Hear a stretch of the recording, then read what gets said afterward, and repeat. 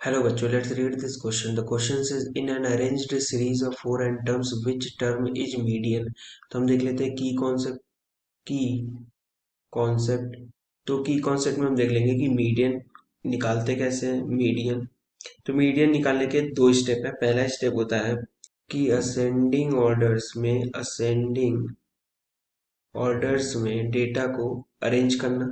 दूसरा स्टेप होता है कि number of data points calculate करना, जिससे हमें पता चलता है कि डेटा पॉइंट्स इवन है या फिर odd number of data points है। अगर आपके पास even number of data points है तो मीडियन होता है, मीडियन इज इक्वल्स टू होता है n/2th plus n/2 plus 1th divided by 2। यानी आपके पास अगर 10 डेटा है तो 10/2 उसको असेंडिंग ऑर्डर्स में लगाओगे पहले, फिर 10/2 यानी फिफ्थ प्लस 10/2 प्लस 1 यानी 6, दोनों डेटा को ऐड करके डिवाइड बाई 2 कर दोगे आप।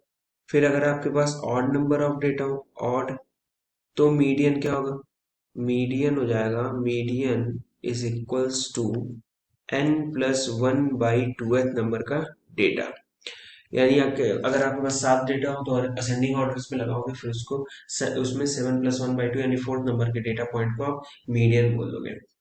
ठीक है, तो यहाँ पर आप देखो, हमें एक सीरीज दिया, सीरीज हमें पता है वो असेंडिंग ऑर्डर्स में लगी होती है। स्टार्ट होता है लोअर से और एंड होता है अपर पॉइंट पर, मतलब हाईएस्ट पॉइंट पर।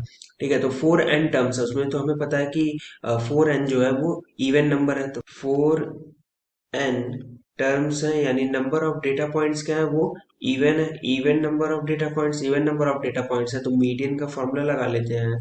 तो मीडियन इज इक्वल्स टू हो जाएगा यहाँ से n/2 यानी 4n/2 हो जाएगा 2nth मतलब पॉइंट प्लस n/2 प्लस 1 यानी 2n+1th नंबर का डेटा पॉइंट डिवाइडेड बाई 2।